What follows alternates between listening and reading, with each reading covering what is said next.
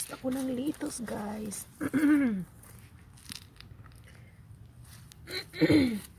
So today is October 21.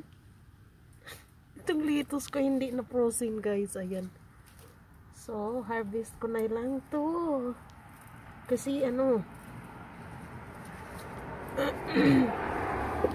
mag single digit na next week. High is 10, so that's gonna be cold. Mag minus na. So kunin ko na to lahat. Sayang para mapakinabangan ito, guys. Ayan. Litos fresh. Akala ko hindi ito mapakinabangan, guys. Kasi late ko na itong tinanim eh. Meron pa rin tayong ubo-ubo, guys. Ubo-ubo pa si Kumari Ninja, guys. May pa, konting flame pa. Yan, ang gandang masarap ito sa sa salad. Fresh na fresh. Yan.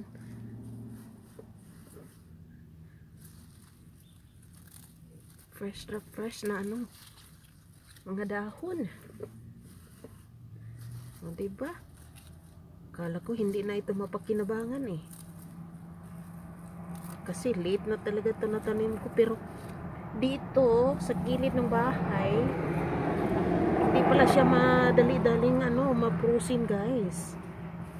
Kasi nasa siya, malapit lang siya sa sa dingding sa ito ba sa sa bungbong ba? Saan ang bungbong eh?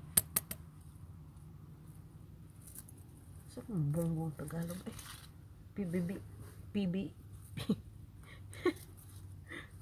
kalog sa di man dingding. Anyway, ayan, guys, fresh na fresh. Ang dami pala. Oh my goodness. Kapag may itanim, may anihin talaga. Sayang mahal pa namang litos ngayon. Ayan, guys. Oh, diba? Fresh na litos. Oh, saan kayo dyan? Oh, ayan. Kunin ko na ito lahat. Mayroon pa dito. Sayang.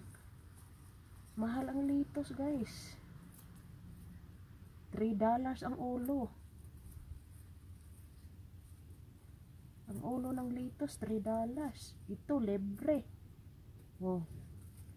Yan. Saan ka pa dyan? Hindi. Harvest na natin to. Para mapakinabangan, guys.